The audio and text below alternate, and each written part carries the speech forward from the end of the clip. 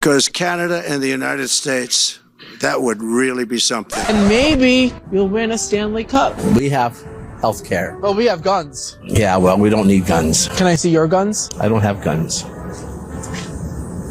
What you just said is one of the most insanely idiotic things I have ever heard. Okay, so at what point did they think this was a good idea? As Fox News host Jesse Waters proudly touts his need to quench his, quote, imperial thirst regarding Trump's juvenile attempts to acquire Canada. Canada is subsidized to the tune of about $200 billion a year, plus other things. They don't essentially have a military. They have a very small military. They rely on our military. It's all fine, but, you know, they got to pay for that. It's very unfair. I have so many great friends. One of them is the great one, Wayne Gretzky. I said, run for prime minister. You'll win it'll take 2 seconds. But we'd be adding Montana, basically, for the Republicans, and electorally like a Texas for the Democrats. Mm-hmm. And I don't like that. But the fact that they don't want us to take them over makes me want to invade. I want to quench my imperialist thirst. He decided that in order to really get a better sense of how Canadians feel regarding Trump's wishes, that he'd send his assistant to the streets and gauge the temperature. Ironically, it looks absolutely Baltic, Scottish for cold, by the way, seeing as his assistant's hot takes went cold when met with someone who knew a thing or two regarding the issues rife in America. And just watch what happens. It's a thing of beauty. I get it. You say that Americans don't have a problem with Canadians, and we don't. But it seems like you have a problem with us. Because if I were a citizen of another country and I was a neighbor of the United States, I would consider it a privilege to be taken over by the United States of America. That's what everybody else in the world wants. American citizenship. For some reason, that's repellent to you Canadians. And I find that personally offensive, Premier. And maybe you'll win a Stanley Cup. We have health care. Well, we have guns. Yeah, well, we don't need guns. Can I see your guns? I don't have guns.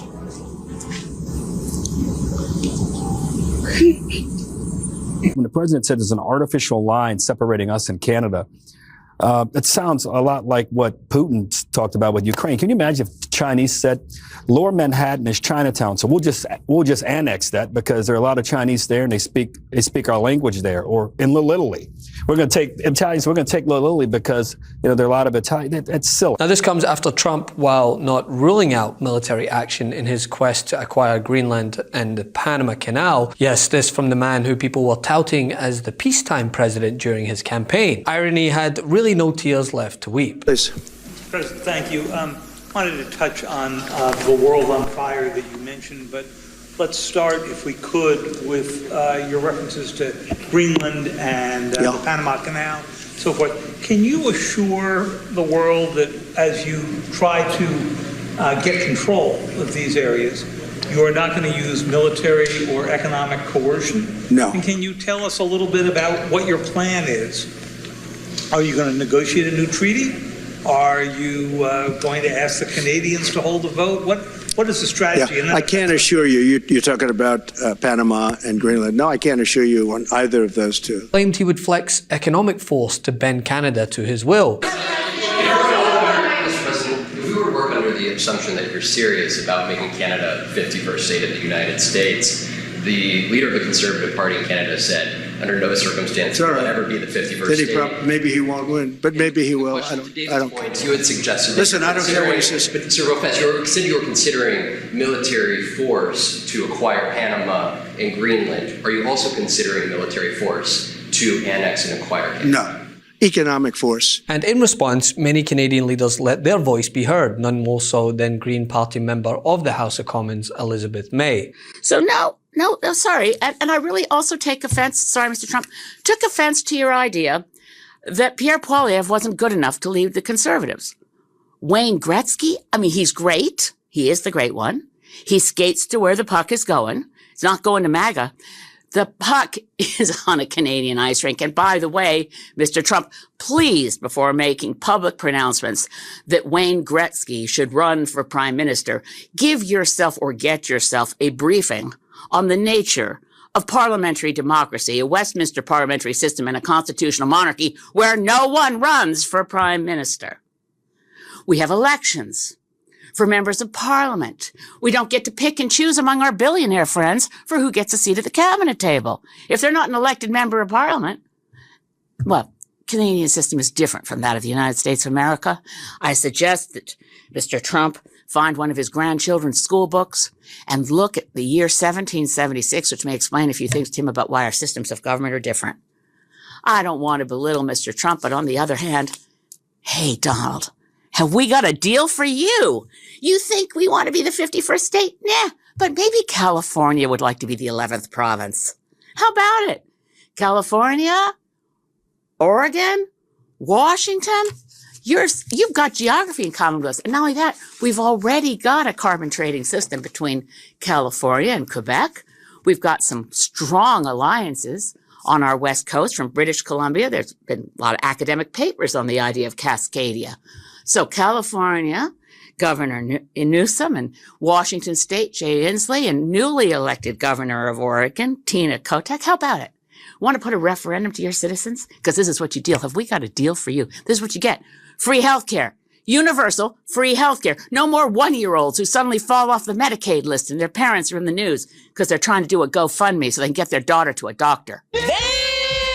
And not only that, right, but Canada is preparing to retaliate with an exhaustive list of tariffs on American goods if President-elect Donald Trump follows through with his plans to add a steep 25% import tax on Canadian goods, only further heightening concerns of tariffs leading to a trade war, which will do what? Wait for it. Ultimately raise prices on a number of consumer goods around the world. But don't worry, if the price of eggs go up, then you get to visit the Gulf of America. That makes it right. But not going to happen. What they've done to us, they've charged us, they've overcharged our ships, overcharged our Navy. And then when they need repair money, they come to the United States to put it up. We get nothing.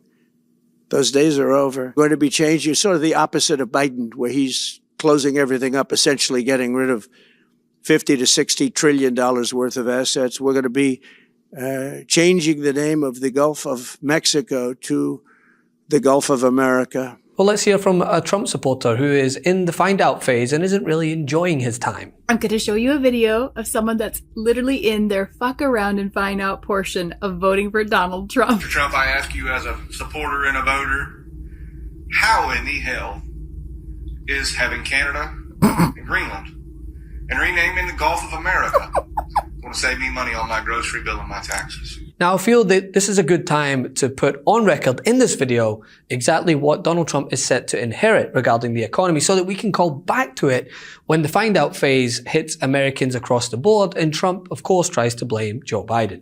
How does President Trump plan to handle these last minute things? And what are his own executive actions planned, especially with regard to the border on day one? Yeah, so Shannon, if you step back a little bit, I do think it's important to reiterate that not just on the border, but on a whole host of issues, President Biden has left us an absolute dumpster fire. Now, we're excited to get to work, but we need to be open and honest about the fact that President Biden has not left the next administration in a good place, right? FEMA's funds are depleted. Trump is talking about President Biden not leaving him any money with FEMA to deal with these wildfires. What are the facts around that?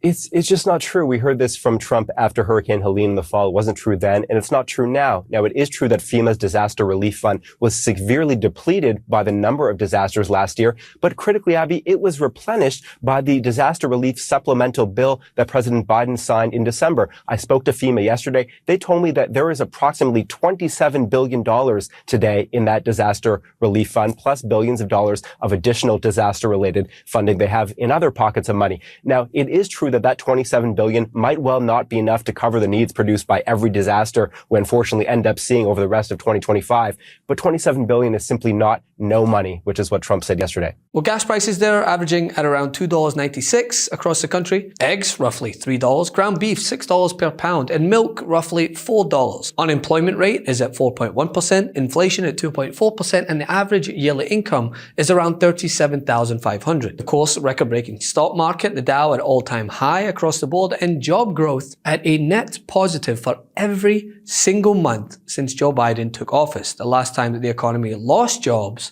was in December of 2020. Because we remember the pricing from 2019 before COVID. And in some places, especially at the grocery store, prices are so much higher than where they were then. When you look back on it, Do you have any regrets about all the fiscal stimulus and extra spending put in place, adding fuel to the fire when it comes to sparking that kind of high inflation?